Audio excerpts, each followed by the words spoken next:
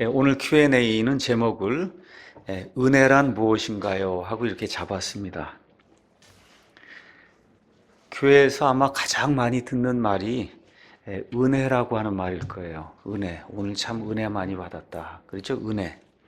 그런데 이렇게 말을 많이 씀에도 불구하고 많은 경우 뜻도 모르고 은혜를 남발하는 그런 경우가 많고, 또 심지어 은혜가 무엇이냐고 물으면 은혜의 뜻을 정확히 알지 못하고 오해하시는 그런 분들도 이제 많이 있습니다.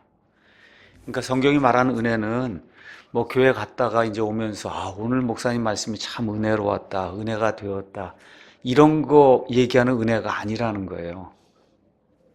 그러니까 저와 여러분이 은혜, 믿음, 회개 이런 것들이 기독교의 이제 핵심 진리인데, 저와 여러분이 정확하게 그 개념을 이해하지 못하면 나 자신도 그 은혜를 누리지 못하고 남들에게도 그 은혜가 무엇인가를 정확히 가르쳐 줘야 그 사람을 하나님의 은혜 안으로 우리가 이끌 수 있지 않습니까? 그렇죠?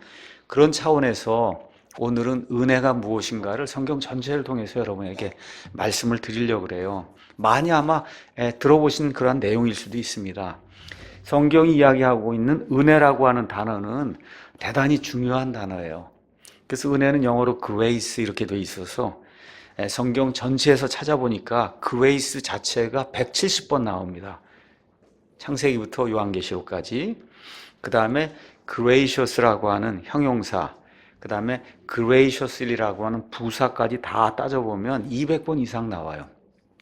그러니까 grace, 은혜, 은혜로운, 뭐 은혜스럽게 뭐 이런 것 말이 성경 전체에 한 200번 나옵니다. 자, 성경 가서 어떠한 단어가 이제 그 뜻이 무엇인가를 저와 여러분이 찾아보시려고 할 때, 첫 번째 언급의 법칙이라고 하는 것이 이제 성경에 해당이 되는 때가 있어요. 어떤 단어가 나오면 그 단어가 성경에 처음 나오는 그 앞뒤 문맥을 보면 그 단어가 무엇을 의미하고 있는지 하나님이 직접 우리에게 가르쳐 주신다는 거예요. 그래서 은혜는 어디에 처음 나오냐?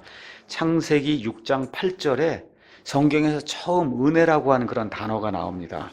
하나님께서 사람들이 이제 죄악이 개역성경 표현대로 이야기하면 관영함으로 막 차고 넘치기 때문에 하나님이 대홍수로 온 세상을 멸망시키려고 할 때 하나님께서 노아라고 하는 그런 사람을 봤는데 그 사람이 의로운 사람이다 이렇게 이야기하면서 6장 8절에 이 노아는 하나님의 눈앞에서 은혜를 입었다 이렇게 기록이 되어 있어요. 그래서 그 당시 뭐 사람이 얼마였다 성경은 이야기하지 않지만 노아의 그 시대에 그러니까 노아가 아담 끝난 다음에 이제 한 1000년쯤 지나서 이제 노아가 태어나서 노아의 생애의 600번째 해에 홍수가 내렸으니까 아담 이후로 한 1600년 동안 이제 시간이 지나는 동안에 사람들이 아이들을 많이 낳았을 거예요. 그러니까 1600년 동안 수많은 아이들이 태어나면서 모르긴 해도 뭐 5억, 10억의 그런 인구가 그 땅에 이제 있었을 겁니다. 그 가운데 노아와 그의 식구 총 몇 명이에요? 8명만 구원받았거든요. 그 구원받은 그 사건을 기록을 하면서 노아는 하나님의 눈에 은혜를 입었다 이렇게 기록이 돼 있어요. 수억의 사람들이 있는 가운데 말 그대로 하나님의 눈앞에서 노아가 은혜를 입은 이 사건을 표현하면서 은혜라고 하는 말이 처음 성경에 이제 나오는 거예요. 그렇죠? 이 정도만 이야기하면 은혜가 대충 뭐구나 이거 대충 여러분이 막 이해를 하실 겁니다. 자, 성경의 맨 마지막 장은 요한계시록 22장인데 요한계시록 22장 한번 가서 한번 보시죠. 22장의 맨 마지막 절이 21절입니다. 그 21절에 가서 보니까 우리 주 예수 그리스도의 은혜가 너희 모두와 함께 있기를 원하노라 아멘 해서 성경의 맨 마지막 절에 은혜가 나와요. 그러니까 성경 시작하면서 은혜가 나오고 성경의 맨 끝에 지금 은혜가 나와요. 그래서 은혜는 받긴 받아야 되는데 어떤 은혜를 받아야 되냐? 예수 그리스도의 은혜를 받아야 된다. 지금 성경이 지금 그렇게 이야기하고 있는 겁니다. 그래서 성경에 나와 있는 은혜라고 하는 그런 구절을 저와 여러분이 가서 자세히 살펴보시면 요약 정리를 하면 은혜는 뭐냐? 받을 자격이 없는 사람에게 누군가가 거저 베풀어 주는 호의를 성경은 은혜라고 이야기해요. 내가 너무 무언가 학식도 많고 정말 재산도 많고 이러니까 사람이 누가 너 잘했다고 이렇게 주고 이렇게 하면 그건 은혜가 아니고 전혀 받을 자격이 없는데도 불구하고 우리가 이제 교회에서 이야기하는 식으로는 예수 그리스도께서 우리에게 거저 아무것도 행한 것도 없는데도 불구하고 거저 베풀어 주신 것 같은 사랑, 호의를 성경은 은혜라고 이야기합니다. 근데 기독교에서는 이 은혜가 하나님의 은혜가 오직 예수 그리스도를 통해서만 온다 그렇게 이야기하고 있어요. 그래서 은혜를 다른 식으로 표현하면 예수 그리스도의 희생으로 말미암아 우리가 얻은 하나님의 부요함이 은혜다 이렇게 표현할 수가 있어요. 그러니까 예수님의 희생이 없이는 하나님의 은혜가 주어질 수 없다는 거예요.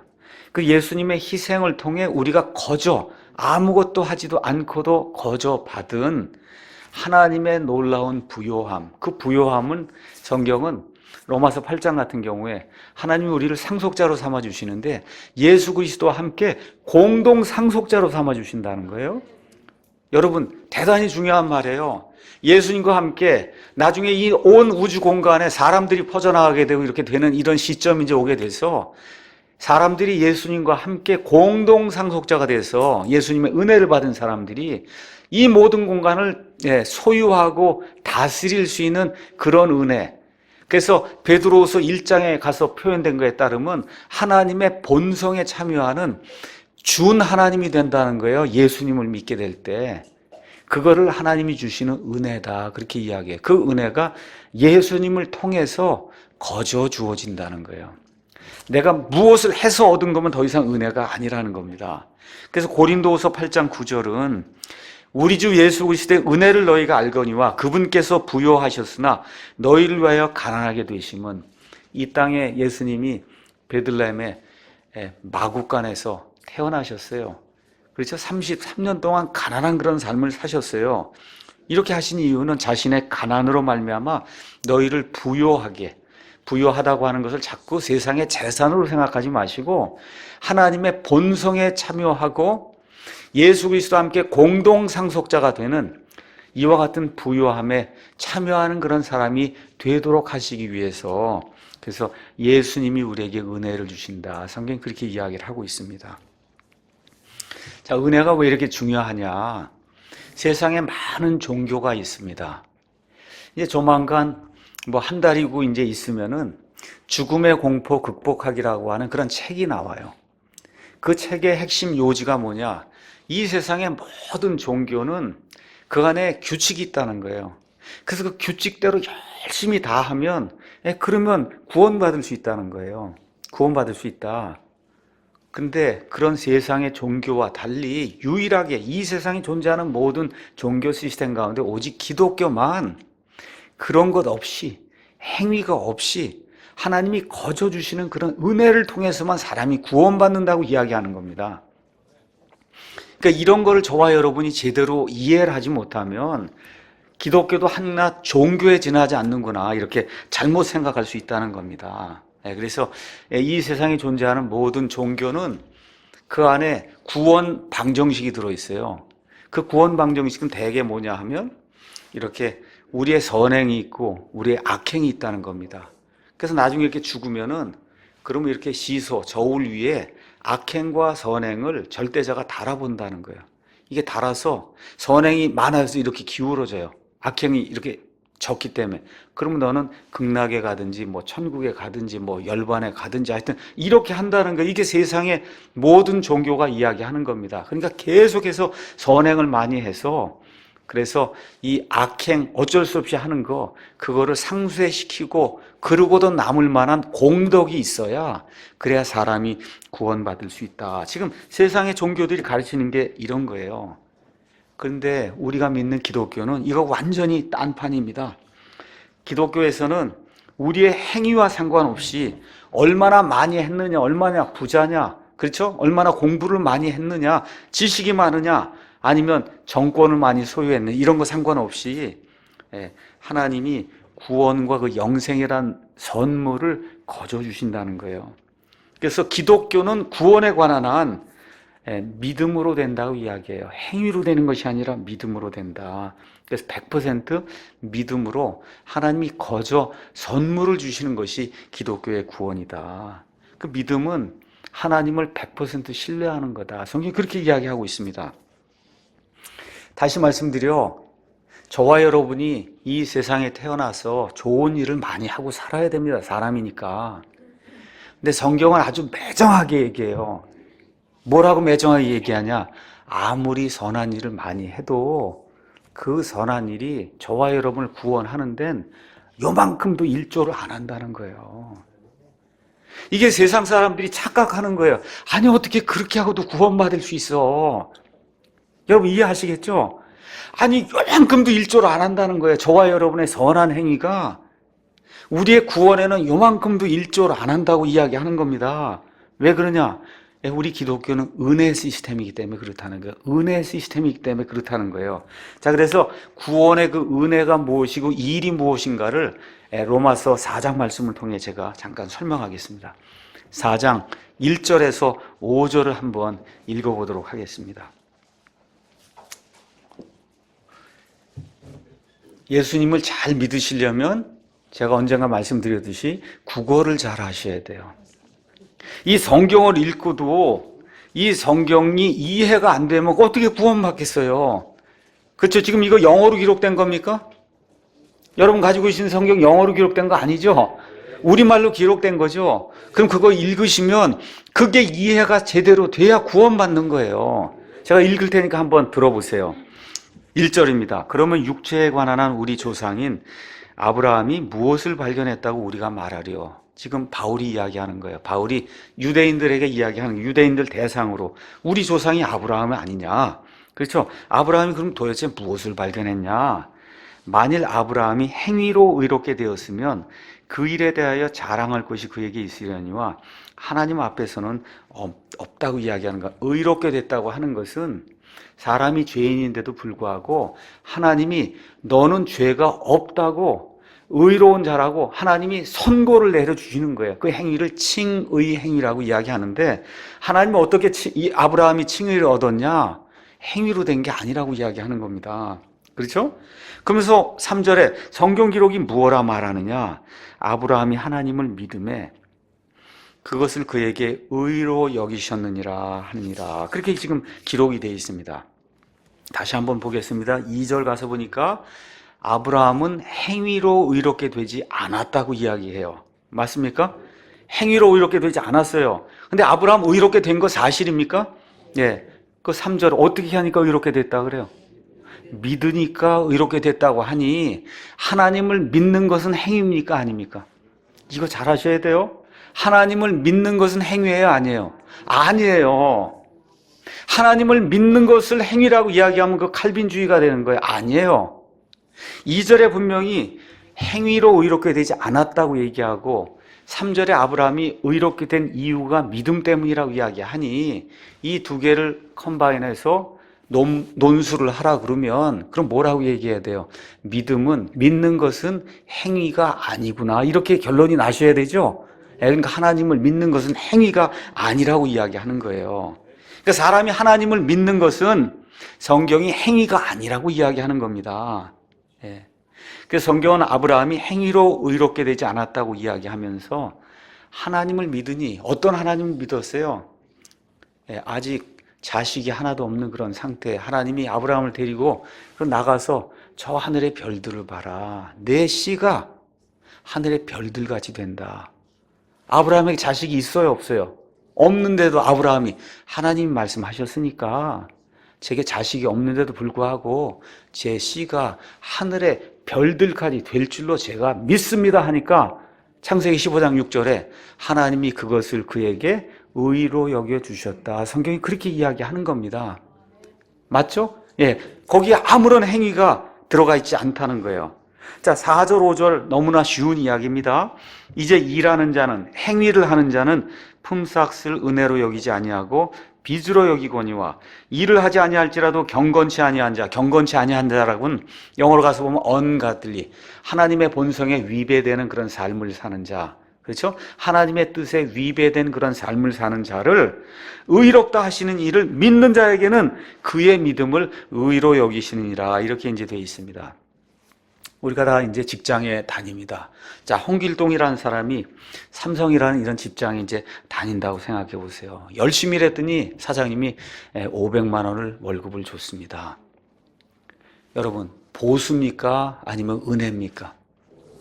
열심히 한 달 동안 일했더니 500만 원을 줬어요. 보수예요, 은혜요? 그럼 보수잖아요. 그렇죠? 그러니까 일하는 자는 자기가 받은 품삯을 은혜로 여기지 아니하고 빚으로, 한 달 되면 빚 주시오 그러고선 500만 원을 받는다, 그 얘기예요. 무슨 얘기인지 아시죠? 예. 근데 일을 하나도 하지 아니할지라도, 행위가 하나도 없는데도 경건치 아니한 자, 하나님이 없다 그러고 하나님을 부인하고 하나님의 본성에 참여하지 않고 더럽게 지내는 그런 사람을 의롭다 하시는 그분을 믿는 자에게는 그의 믿음을 의로 여겨주신다는 거예요. 행위가 하나도 없는데도 불구하고. 이해하시겠죠? 예, 그거예요. 예, 그래서 그것이 은혜다. 바로 이런 선물이 은혜다. 그렇게 이야기하는 겁니다. 다시 말씀드려, 내가 아무것도 안 해도 거저주는 선물이 은혜입니다. 예. 그래서 로마서 11장 6절 가서 보니까, 로마서 11장 6절에 이 하나님의 그 은혜 구원 방법을 아주 명확하게 이렇게 표현했어요. 개역성경은 반 잘라서 반은 안 나옵니다. 있는 그대로 다 읽습니다. 제가 올바른 성경에 있는 대로, 만일 은혜로 된 것이면 그것이 더 이상 행위에서 난 것이 아니니 그렇지 않으면 은혜가 더 이상 은혜가 아니니라. 어떤 사람이 하나님이 99%하고 제가 거기다 1% 1조에서 구원받았습니다. 그건 있을 수 없다는 거예요. 그렇죠? 은혜면 100% 은혜가 돼야지 거기다 뭐 더하면 안 된다는 겁니다. 그러나 만일 그것이 행위에서 난 것이면 더 이상 은혜가 아니니 그렇지 않으면 행위가 더 이상 행위가 아니니라. 그러니까 하나님이 요구하는 건 100% 은혜든지 100% 행위든지 둘 중 하나지, 두 개 중에 뭐 하나 이렇게 대충 섞어갖고 90대 10, 99대 1 이러는 것은 하나님의 그 은혜 시스템에 위배가 된다는 거예요. 근데 일단은 100% 행위는 안 된다 그러잖아요. 그렇죠? 그렇게 되니까 우리가 추구하는 건 뭐가 돼야 돼요? 100% 은혜만 돼야 된다는 거예요. 은혜만 돼야 된다. 예. 그래서 하나님이 우리에게 주시는 구원과 의롭다고 칭해주신 칭의, 우리를 자녀로, 특별히 아들로 삼아주시는 양자 삼으심, 그리고 하나님이 영원한 생명을 갖고 계신데 우리가 그 하나님의 영원한 생명을 공유하잖아요. 영원한 생명을 받잖아요. 이런 모든 것은 100% 하나님의 은혜로만 된다는 거예요. 그러니까 이걸 잘 이해를 하셔야지 99%에다가 내 거 1%이 생각이 자꾸 들면 그러면 하나님이 주신 은혜를 못 받은 사람이다. 성경이 아주 단적으로 이제 그렇게 이야기를 하는 겁니다. 그래서 4절에서 5절에 나와 있는 것처럼 이제 일하는 자는 품삯을 은혜로 여기지 아니하고 빚으로 여기거니와 일을 하지 아니할지라도 경건치 아니한 자를 의롭다 하시는 이를 믿는 자에게는 그의 믿음을 의로 여기시느니라. 자, 그래서 대부분의 세상 종교인들이 잘못 생각하는 것이 있어요. 어떤 일들을 많이 이야기하느냐? 아니, 예수님 믿는 사람들은 왜 불교도나 아니면 천주교도보다 선행이 작으냐? 그 얘기를 굉장히 많이 해요. 여러분 한번 무슨 뭐 홍수가 난다든지 뭐 이런 거 하면 누가 가장 많이 선행을 해요? 불교도나 천주교 이런 사람들 많이 가서 선행하는데 교회나 이렇게 다니는 사람 별로 많이 안 합니다. 사실 그게 사실이에요. 그러니까 그런 사람들의 눈에 보면 아니 이런 선행을 많이 해야 그래야 구원을 받을 텐데 아니 당신들은 지금 선행하는 게 너무 적은 게 아니냐. 예. 선행을 해야 구원 받을 거 아니냐. 거기에 대한 답변이 뭐예요? 그래서 우리는 예수님만 믿습니다. 여러분 그렇게 대답하셔야 돼. 지금 맞습니다. 제가 죄가 많습니다. 선행이 많지 못해 합니다. 그거 제가 인정을 합니다. 그래서 저는 예수님만 믿습니다. 그렇게 대답하는 거. 저는 예수님만 믿습니다. 예수님만. 예. 그 사람들의 머릿속에는 뭔가 착한 일을 많이 해야 구원받는데, 그러니까 하여튼 무슨 일만 생기면 그냥 뛰어다니면서 한단 말이에요. 근데 기독교는 그렇게 많이 안 하거든요. 아, 저러고도 어떻게 구원받지? 예수님만 믿어서 구원받는 거예요, 저희는. 예수님만. 예. 하나님이 우리에게 주시는 거룩함과 의라고 하는 것은 이런 행위를 통해서 얻을 수 없다는 거예요. 세상의 것들은 그렇게 얻을 수가 있어요. 근데 하나님의 것은 그렇게 얻을 수 없다.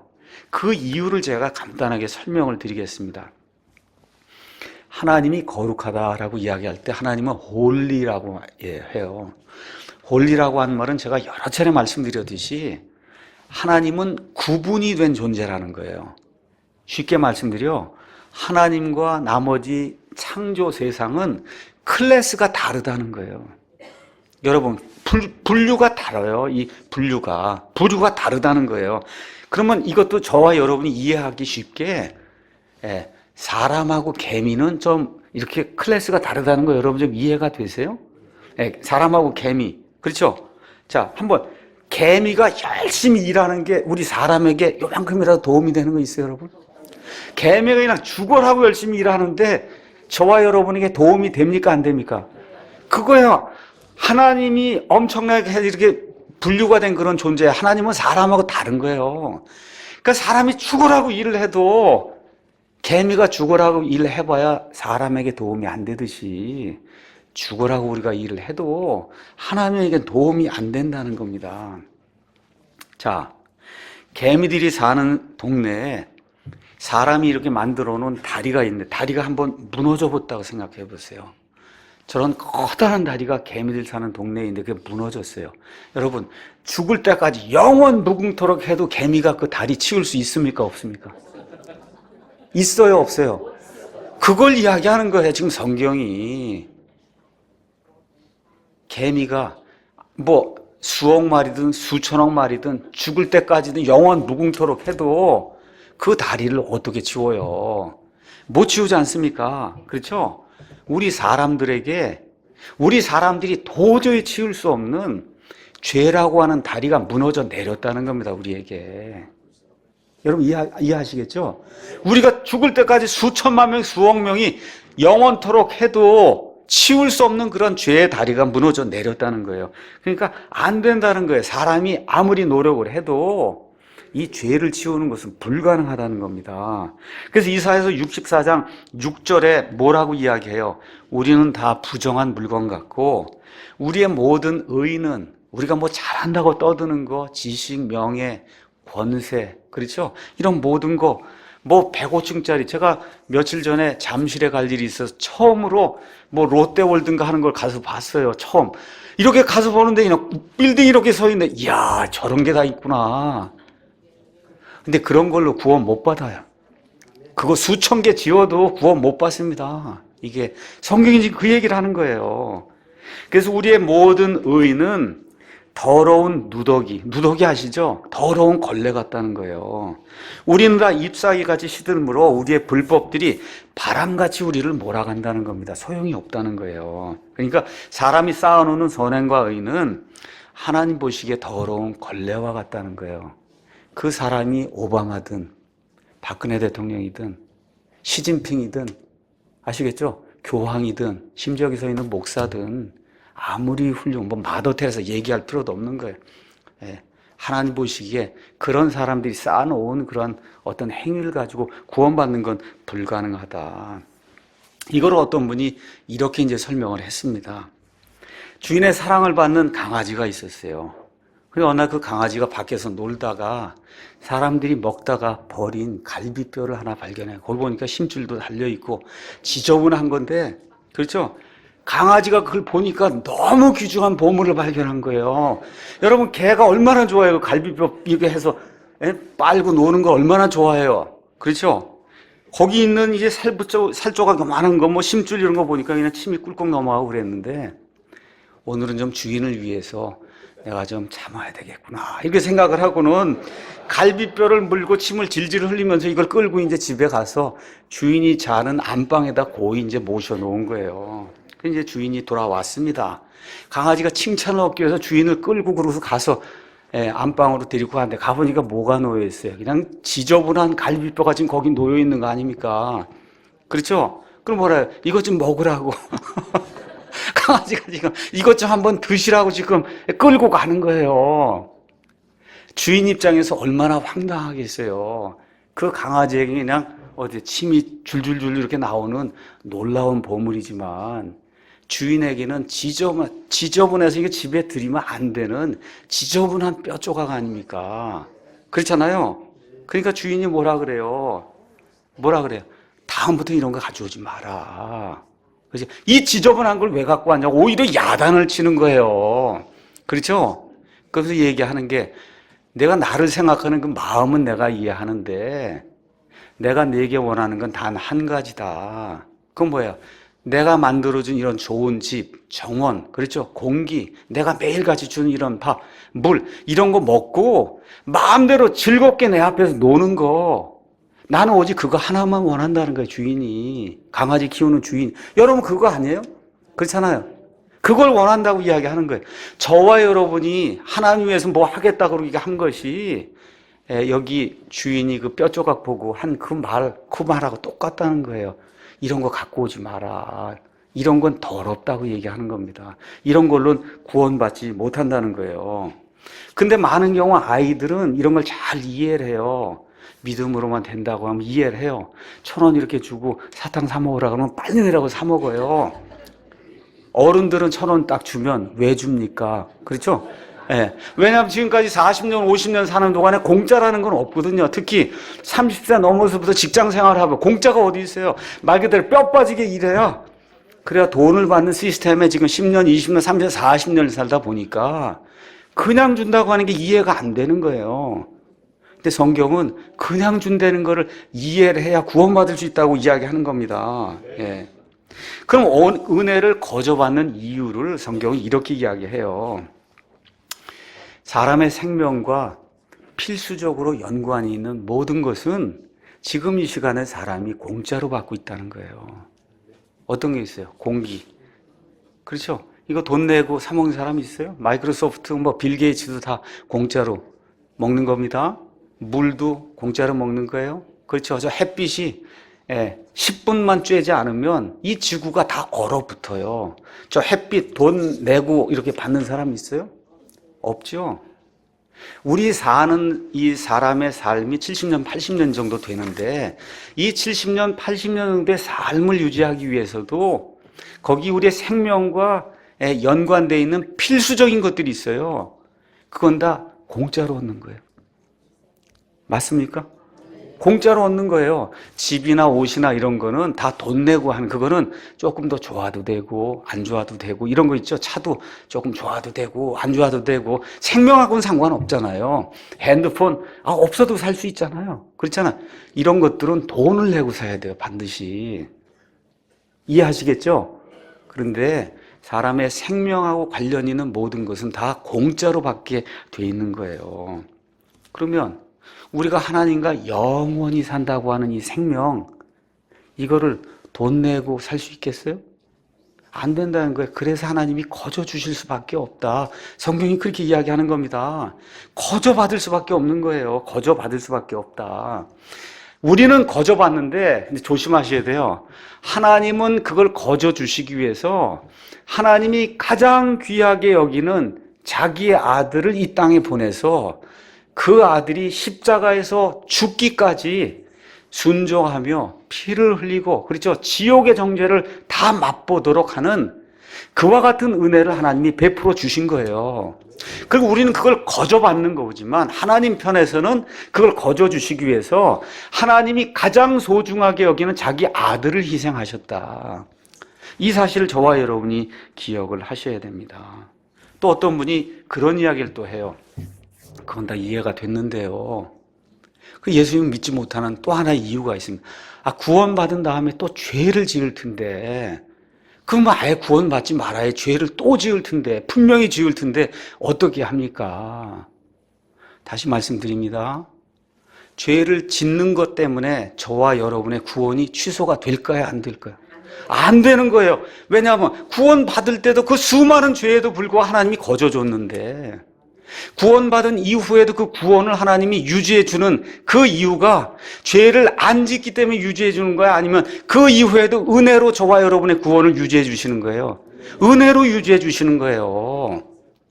그러니까 생각을 잘해야지 내가 죄를 전혀 짓지 않아야 되겠다 이렇게 생각하고, 어떤 사람들은 제가 빳빳하게 해서 아주 곧바른 그런 삶을 살 때 그때 예수님을 믿겠습니다 그렇게 주장하는 사람이 있어요. 그 일은 죽어서 시체가 될 때 가능한 거예요. 시체 돼봐야 빳빳하게 해서 이렇게 돼서 나오잖아요. 그렇죠? 그때 돼서는 예수님 못 믿습니다. 빳빳하게 되기 전에 믿으셔야 돼요. 많은 사람들이 그러잖아요. 제가 조금만 더 있다가 모든 걸 좀 깨끗이 정돈하고 깨끗한 그런 삶을, 그때 죽으면 깨끗한 삶이 나와요. 그때 가서 믿으려고 그러면 심히 늦었습니다. 안 되는 거예요. 그러니까 그런 거 다 버리고 내 알량한 자존심 다 내버리고 어떻게 지금 믿으셔야 되는 거예요. 지금 예수님을 받아들이셔야 되는 거예요. 다시 말씀드립니다. 은혜는 내가 무엇을 하느냐에 달려있지 않아요. 그러니까 구원받을 때에도 내가 무엇을 했느냐에 의해 구원이 이루어지지 않고, 구원받은 이후에 구원이 유지가 되는 것도 죄를 자꾸 지으라고 얘기하는 게 아니에요. 죄가 구원이 유지가 되는 것도 내가 그 이후에 무엇을 하느냐 안 하느냐에 따라서 구원이 유지가 되는 게 아닙니다. 이런 것들을 저와 여러분이 정확히 이해를 해야 남에게 가서 구원이 뭐고 은혜가 뭐고 믿음이 뭐고 이런 것들 저와 여러분이 설명을 할 수 있는 거예요. 그렇기 때문에 저와 여러분이 영원토록 사는 게 성경은 구원이라고 얘기합니다.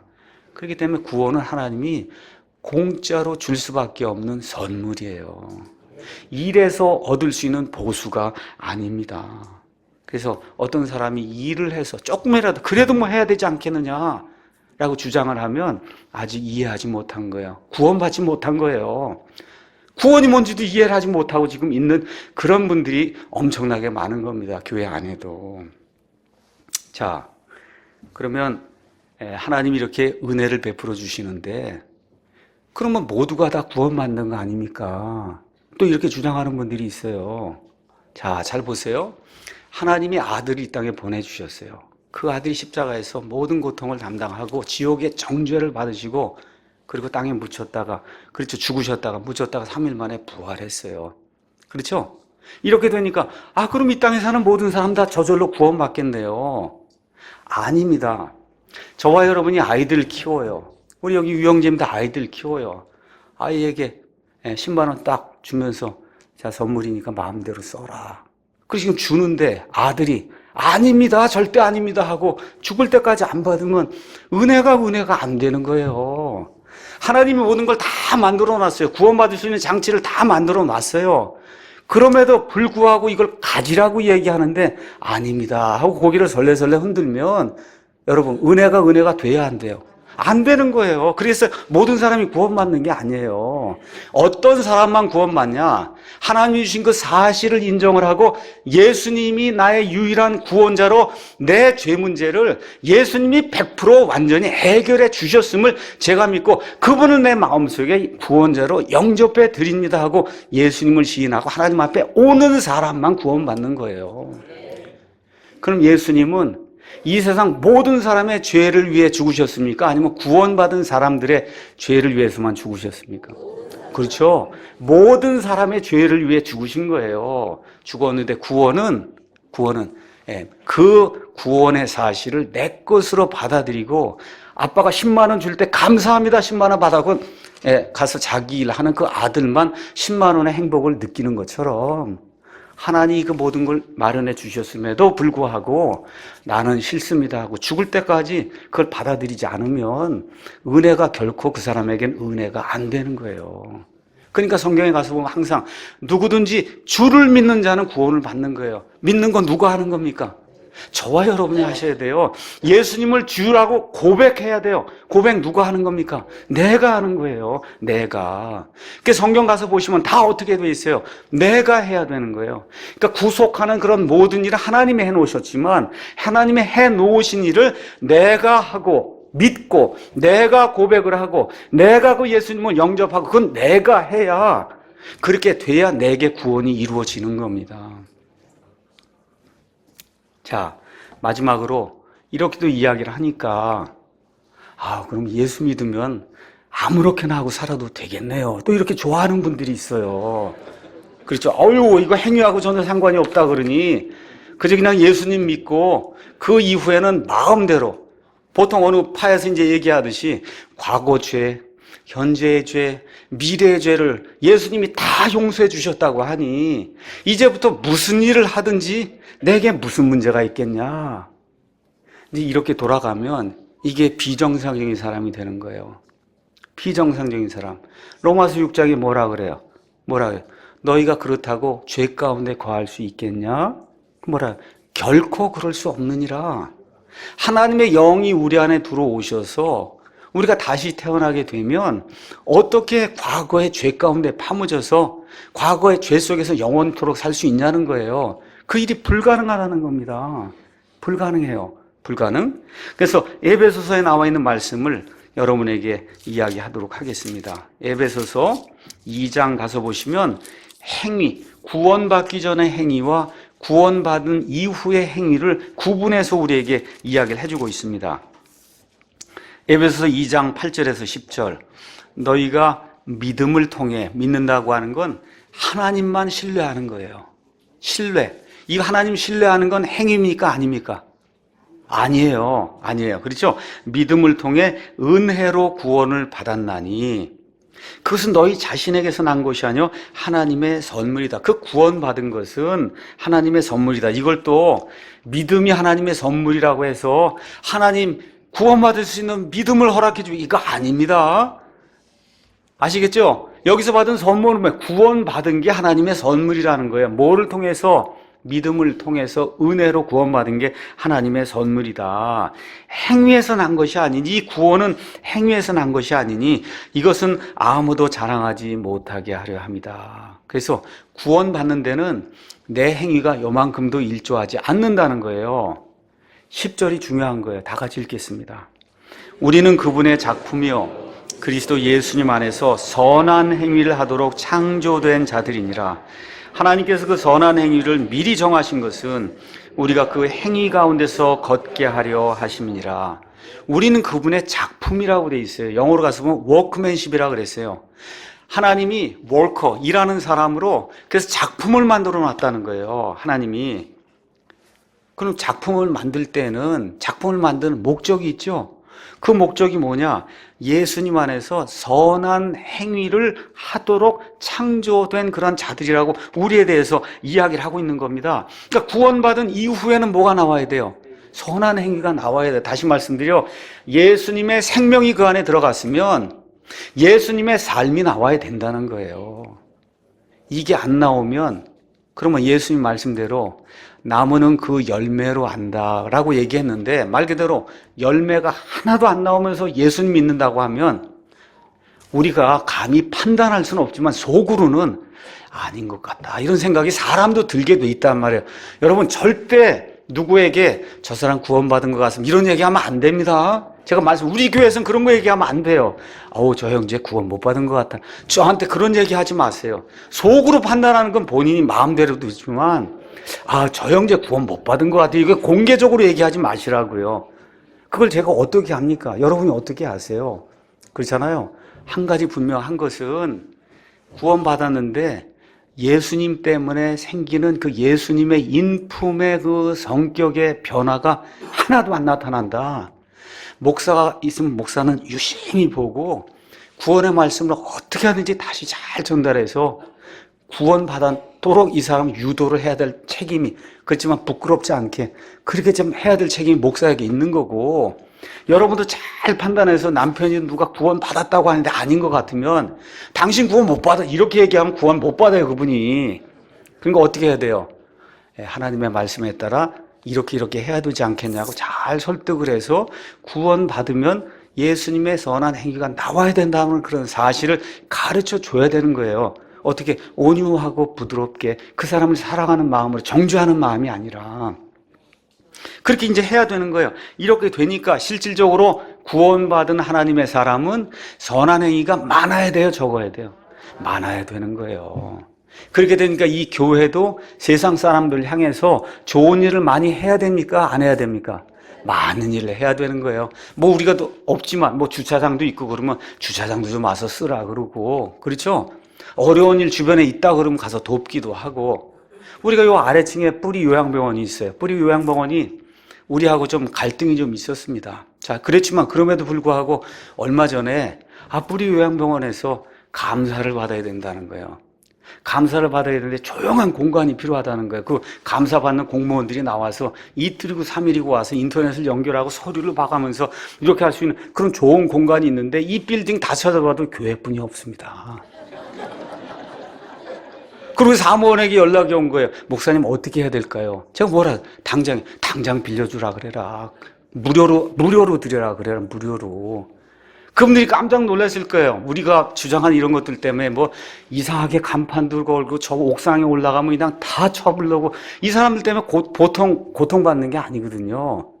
그럼에도 불구하고 우리가 교회가 예수님의 심정을 가지고 사랑해야 되니까 뭐라 그래? 마음대로 우리 11층에 와서 마음대로 설치하고 쓰라 그러니까 얼마나 그분들이 감사하는지 알 수가 없어요. 이게 예수님의 선한 행위를 드러내는 거 아니에요. 그렇잖아요. 그러니까 저도 마찬가지고, 그래서 여러분도 마찬가지고, 아내에게, 남편에게, 자식들에게, 그렇죠? 부모에게, 옆에 있는 분들에게 예수님의 사랑을 이렇게 자꾸 드러내야 그래야 구원받은 그러한 사람이 된다는 겁니다. 그러니까 이런 말을 들으면 안 되는 거예요.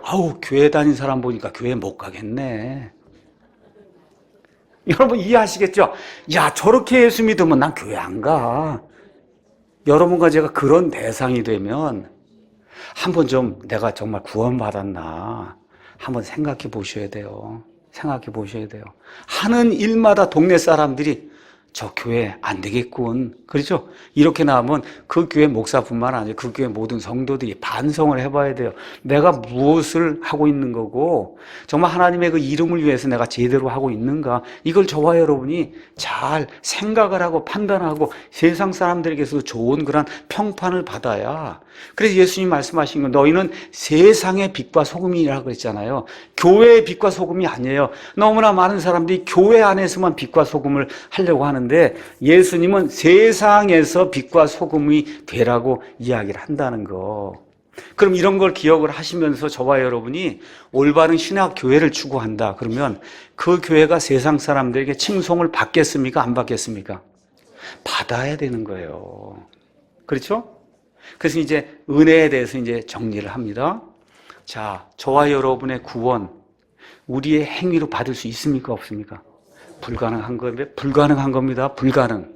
근데 일단 구원 받으면 우리 몸 안에 누가 들어오냐? 예수님의 영이 들어와서 우리 몸을 성전으로 삼고 계세요.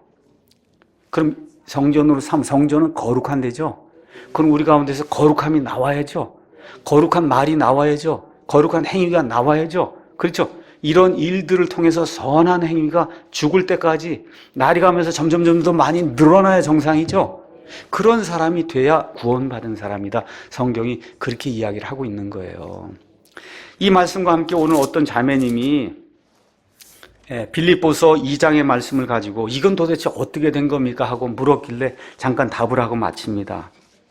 빌립보서 2장 12절, 제가 교회를 다니다 보니까 개역성경에 가서 보니 그러므로 나의 사랑하는 자들아 너희가 항상 순종한 것 같이 내가 있을 때뿐 아니라 지금도 내가 없을 때에도 더욱더 순종하여 두려움과 떨림으로 너희 자신의 구원을 이루라. 이렇게 돼 있는데 구원 받은 이후에도 어떻게 해요?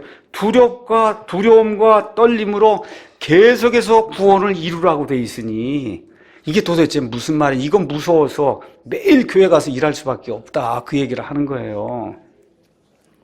번역이 잘못돼서 그런 거예요. 여기 가서 보면 어떻게 되지 영어로? Work out your salvation 이렇게 되어 있거든요. work out. 여러분, work을 일을 하는데 out이니까 밖으로 일을 하라는 거예요. 너희가 구원받았으면 구원받은 자로서의 행위가 밖으로 일로 드러나야 된다는 거예요. 이런 이야기지. 두려움과 떨림으로 그냥 구원을 계속해서 이루어가면 큰일 나잖아요. 왜 그래요? 성경이 잘못돼서 그런 거예요. 그래서 여기 나와 있는 것처럼 우리 킹제임스 성경에는 두려움과 떨림으로 너희 자신의 구원을 일하여 드러내라는 거예요. 그래서 너희 안에서 일하사, 이번엔 walk-in입니다. 너희 안에서 일하사 자기가 참으로 기뻐하는 것을 원하게도 하시고 행하게도 하신 분이 하나님이시니까 그 하나님이 원하시는 그런 일을, 우리 안에서 하나님이 그런 일들을 행하시는 것을 밖으로 일로 드러내는 그런 삶을 살아야 된다고 지금 바울이 이야기하는 거지. 구원받은 사람이 죽을 때까지 그냥 두려움과 떨림 속에서 구원 잃어버릴까 봐 노심초사하면서 살아야 된다, 이런 거 이야기하는 게 아니라는 겁니다. 그래서 이런 것들을 기억하시면서 오늘 제가 은혜에 대해서 설명을 했으니까 이 정도 설명했으면 남들에게도 설명하실 수 있겠죠.